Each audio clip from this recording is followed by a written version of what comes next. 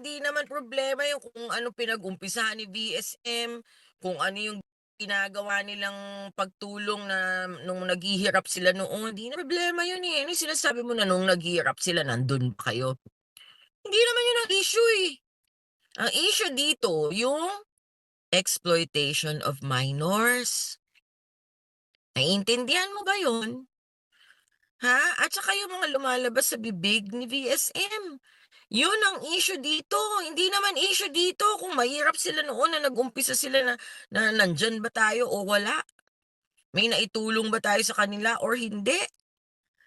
Oh, 'di naman yun ang issue, eh. Ang issue, yung mga exploitation of minors, harassment, threats, blackmailing, abuse, ah, yung nadudurog ang kabataan, yung bata na kinontent nila na beneficiary nila, yun ang issue dito, hindi issue dito kung mga sinasabi mo diyan na mga, "Nandun ba kayo nung ano, ako wala naman kaming away niyan ni ano." Bakit? Sino bang may away kay BSM? Oh, si Ingrata tsaka si BSM may away ba sila? Wala naman, ah. Oh, dati naman ang nag-aanan sa kalingap si Ingrata. Si Joel, oo, may issue sila noon dahil nga nag-sponsor si Joel dati, but that's beside the point. O bakit ako kay VSM? Wala akong away kay VSM. Pinupuna ko yung maling ginagawa niya, yung mga maling salita na lumalabas sa bibig niya, yung maling pag-exploit ng minor, yung babatikos at pangdudurog ng mga tao niya at even siya, dun sa bata. Dun sa kay Beyonce, yun ang issue dito. Nakikinig ka ba, nanonood ka ba, o talagang bopols ka lang? Pati yang mga viewers mo pinagloloko mo, pinag-uuto mo, kung ano ng mga sinasabi mo na wala sa hulog. Hello Jules, good morning. Kung ano-ano na lang mga sinasabi mo, wala naman sa hulog. Wala namang problema dun, kesyo ako nakita ko yan nung nagmomotor pa siya, oo nga. Andun na tayo. Kahit ako nakita ko yun, napanood ko yun. Hindi yun ang issue dito yung nakakawawa yung beneficiary nila. Binabanatan yung beneficiary nila, yung dati nilang beneficiary kasi wala na si Beyonce sa kanila, hindi nakalingap yun, eh. Yung mga lumalabas sa bunganga ni DSM na foul, ikaw ba? Ay sabagay hindi ako magtataka sa'yo kung balewala sa'yo yung sinabi ni VSM na 'wag magreklamo 'pag minanyak. Oh, manahimik na lang 'pag minanyak. Kasalanan din naman kung bakit minanyak, yung mga gano'ng salita. Hindi ako magtataka kung hindi ka affected dun, bakit? Kasi nga ang lala nga ng nangyari sa'yo, eh, wala kang ginawa, eh. Wala ka ngang ginawang hustisya, hindi ka nga kumuha ng hustisya para sa anak mo. Wala ka ngang ginawa. So,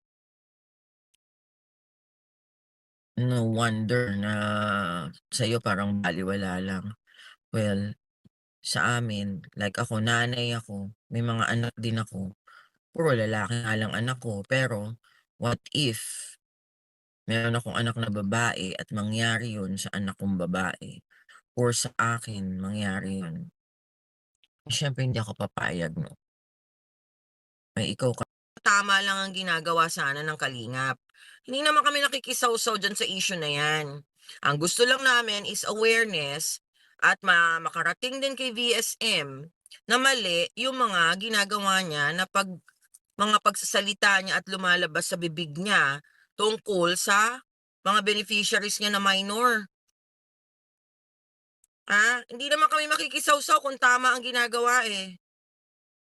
Ikaw ba, kung halimbawang ikaw sa'yo mangyari yun or may anak ka, sa'yo mangyari yun, hindi ka ba affected? Hindi ka ba maiinis? Biro mo sabihin na 'pag minanyak kayo, 'wag kayong magsumbong. Pinalalabas niya na 'pag minanyak okey lang? na nagbihis ng gano'ng damit kaya na-manyak or kaya ano nag-i-invite parang sinasabi niya na ini-invite pa yung temptation, ini-invite pa na mabastos. Tama ba yun? Hindi gano'n. Ako, babae din ako, may mga anak din ako, may mga pamangkin akong babae, meron din akong mga kamag-anak na mga batang babae. At hindi ko gugustuhin 'yun kung sa akin mangyayari 'yun or sa mga kamag-anak ko mangyari 'yun. Hindi ko gugustuhin 'yun. Ikaw ba gugustuhin mo 'yun?